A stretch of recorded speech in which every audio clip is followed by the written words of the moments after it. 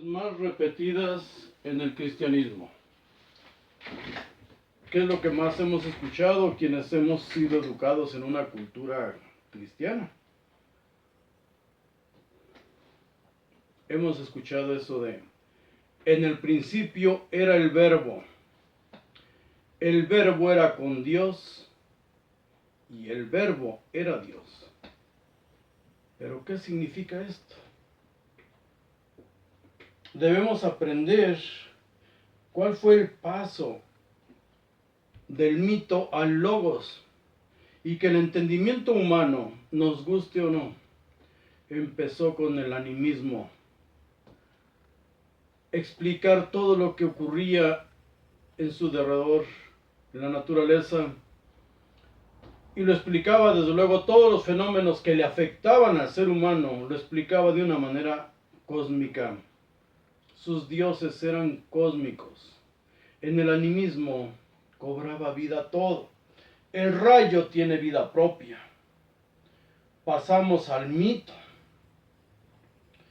El ser humano empieza a crecer en sus comunidades, a hablar entre ellos y a relatarse historias y a dar explicaciones los viejos a los niños.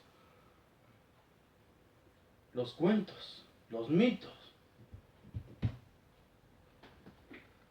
Al crecer las comunidades, los abuelos enseñamos a nuestros nietos que los dioses, siempre cósmicos, siempre relacionados con la naturaleza, nos premian o nos castigan. Por eso, los dioses están relacionados con las cosechas o con los desastres naturales.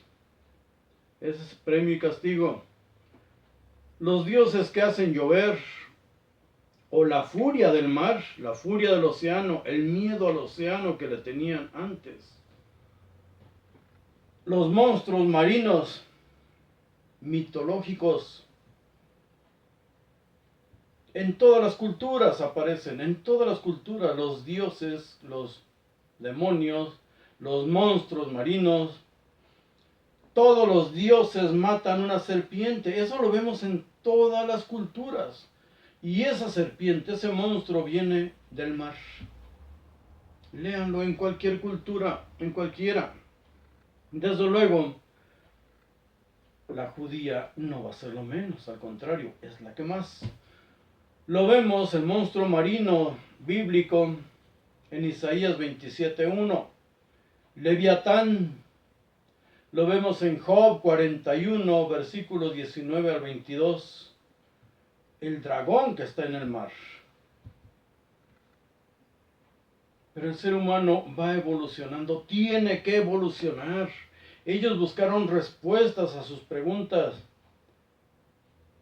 La ilusión de ellos, de pronto, al crecer sus comunidades, al crecer ciudades, formarse ciudades, Grecia es el mejor ejemplo de todo eso. La ilusión de esos seres humanos, la ilusión se hace carne y habita entre nosotros. El mito ya no camina en el cosmos. Las explicaciones ya no están en el cosmos. Van a caminar en seres humanos. Los dioses, todos ellos, son engendrados. Y las diosas siempre son mejores gobernantes. Incluso en la Biblia nos lo dice. En Jeremías 44:17. Dice ahí, léanlo porque es bonito y es muy ilustrativo. Cumpliremos toda palabra que ha salido de nuestra boca y quemaremos sacrificios a la reina del cielo, derramándole libaciones como hacíamos nosotros, nuestros padres, nuestros reyes y nuestros príncipes en las ciudades de Judá y en las calles de Jerusalén. ¿Eran o no eran idólatras? Estamos en Jeremías, en los tiempos de Jeremías, el profeta. Se rebelaban contra él y sus prédicas de su Dios guerrero, su Dios asesino. Y todavía le explican más, le dicen, entonces, con esa diosa, con esos dioses, la reina del cielo, entonces teníamos bastante alimento, prosperábamos y no veíamos mal alguno. ¿Era o no era mejor la diosa para ellos que Yahvé? ¿Pero por qué y cuándo se empezó a predicar de Yahvé? Jehová era invocado en la guerra, es el Dios de la guerra. Lo impusieron los guerreros y los profetas asesinos. Recordemos a Samuel ordenando matanzas a Saúl. Samuel unge a Saúl. O sea, él lo nombra. Claro que dice que por orden de Dios. ¿Cuál Dios? Él lo nombra. Saúl le falla en una orden que le había dado Samuel.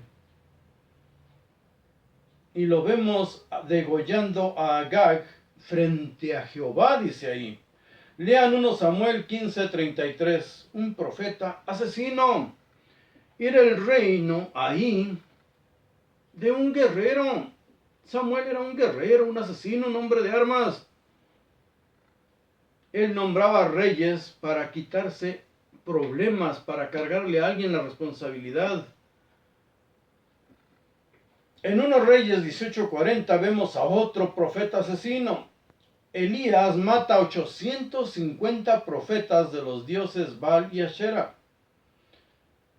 Cuando le damos el poder a un dios, antes y hoy, cuando le damos el poder a un dios de la guerra, en realidad se lo estamos dando a un hombre de la guerra, a un guerrero. Los pueblos tienen y tendrán siempre los gobiernos que se merecen. Si elegimos a un líder mesiánico, nos va a llevar al desastre siempre. Cuando crece el mito, la ilusión llega a poner a dioses amando de tal manera a los seres humanos que cohabita con ellos. Leamos todos los mitos griegos y todos los demás. Engendra hijos con ellos. Los dioses engendrando hijos con las mujeres, las diosas con algunos hombres. Dioses y diosas cohabitan con los seres humanos. Se enamoraron de las hijas de los hombres. Se enamoraron de las mujeres. Los semidioses, mediante otro mito, la evolución de los mitos, llegan a ser considerados inmortales por algún acto de sacrificio hacia los hombres. Porque somos los hombres los que lo convertimos a todos esos dioses, los inventamos. Mediante un acto de sacrificio hacia la humanidad, se convierten en dioses. Los mismos emperadores romanos se convertían en dioses. Ya vimos los supuestos milagros que hacía Vespasiano. ¿Lo relata quién? Dos historiadores. Y si dos historiadores hablan de un hombre de estas magnitudes, pues ya lo creemos. Podrían mentir, seguramente mienten. Los emperadores, el mismo Apolonio de Tiana, busquen la historia de Apolonio de Tiana porque corre paralela a la de Jesús. Asclepio o Esculapio. Y desde luego busquen a Zaratustra, Zoroastro. De las ilusiones se pasa a la palabra. Se oye bonito, ¿eh? Por eso gritan muchos amén, aleluya. Pero aquí basta un like y suscribirse. Bueno, es que nada es gratis. De las ilusiones se pasa a la palabra, el logos. ¿Qué es el logos? La palabra razonada. ¿Pero por qué y cómo?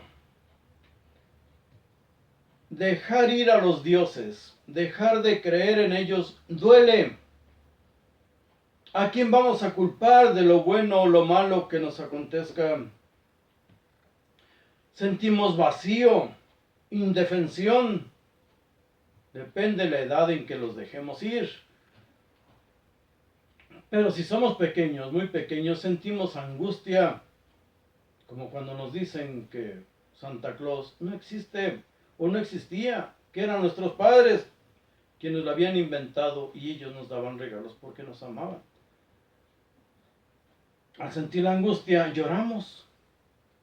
Pues lloremos, pero no dejemos a nuestros hijos una carga de ignorancia, porque eso los va a llevar a farsantes, ignorantes, charlatanes y vividores de mentiras y de sueños.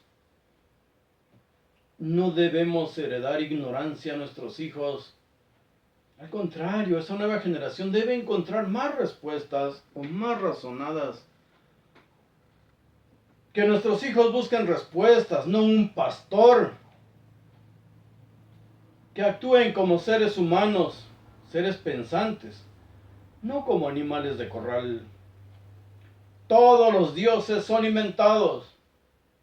Todos los dioses han sido creados por nosotros. Sobre todo si leemos esos textos bíblicos, debemos leerlos o poner en duda lo que dicen personas como yo y abocarnos al libro. A ver si estoy mintiendo. Debemos abocarnos, debemos, de verdad. Somos amigos. Pues como amigos charlamos y podríamos dar un paso adelante. ¿Qué es el logos? La palabra razonada. No es el verbo, como dicen aquellos que, casi les brotan alas. El verbo encarnado.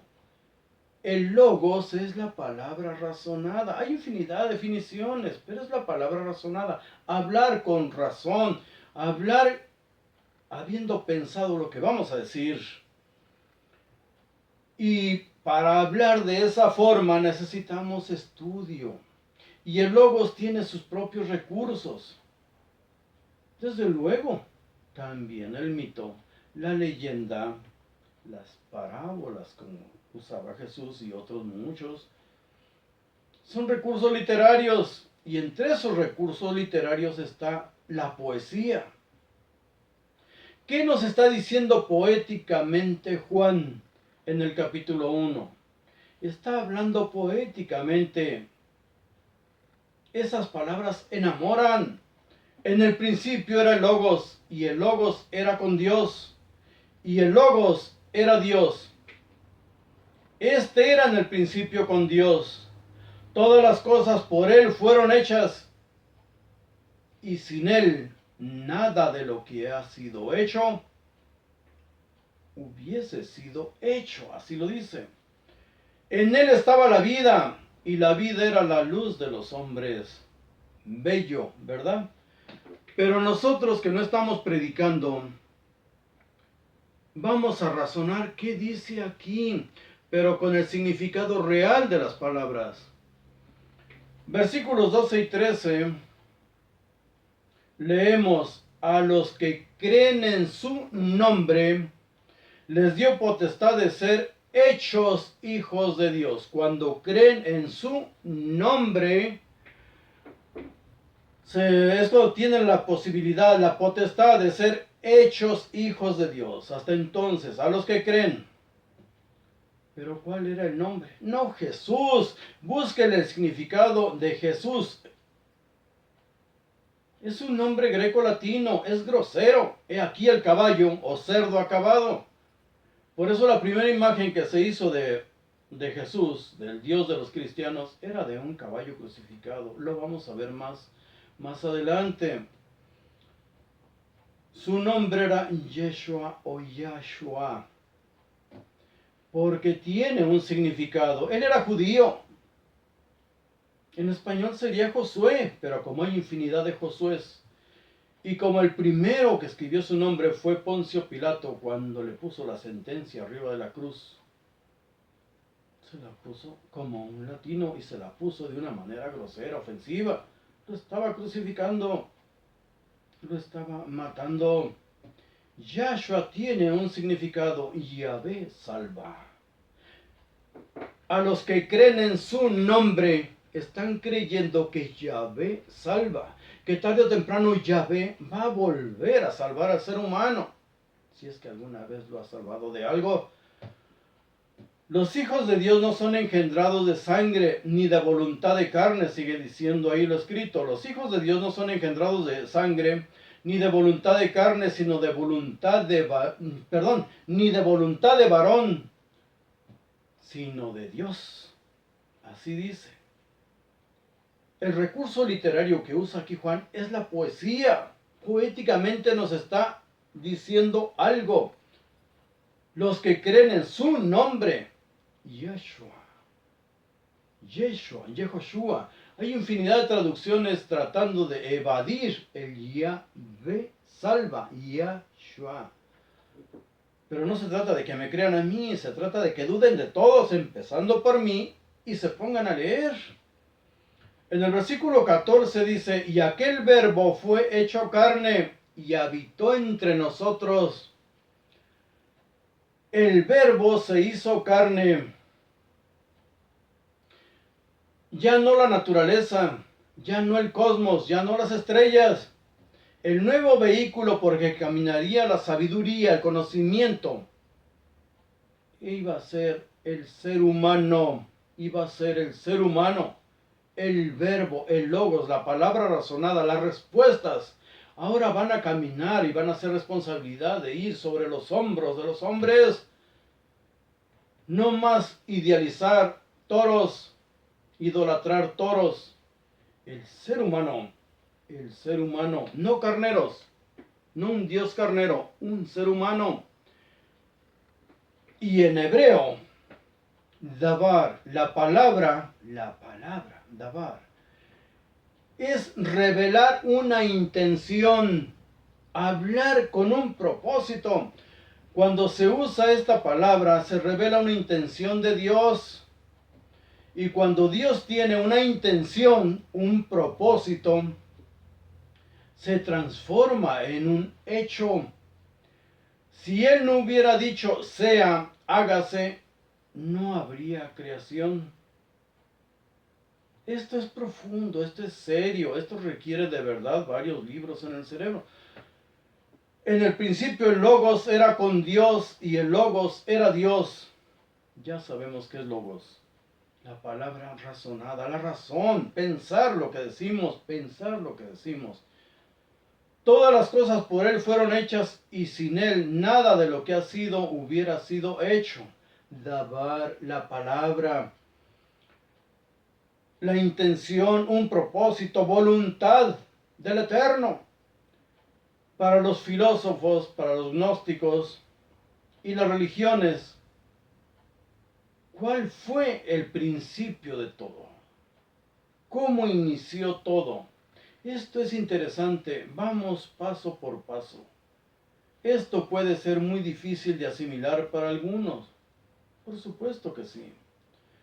Para los filósofos, la filosofía griega, sobre todo la platónica, porque de ahí nace y crece el cristianismo. Ahí camina el cristianismo. ¿Cuál fue el principio de todo lo existente para cada filósofo y después para los gnósticos, entre ellos el Evangelio apócrifo de Juan? Pues vamos analizando todo esto. De verdad, es profundo, es serio, es muy interesante.